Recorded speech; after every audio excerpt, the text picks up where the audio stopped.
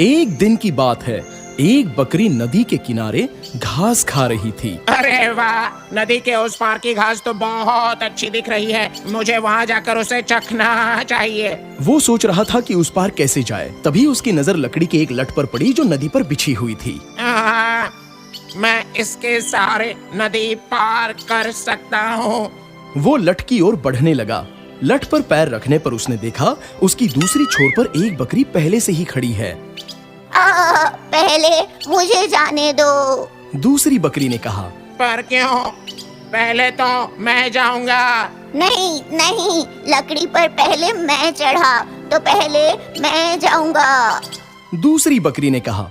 पहली बकरी सोचने लगी। उसे अपने दादाजी की कही एक कहानी याद आ गई।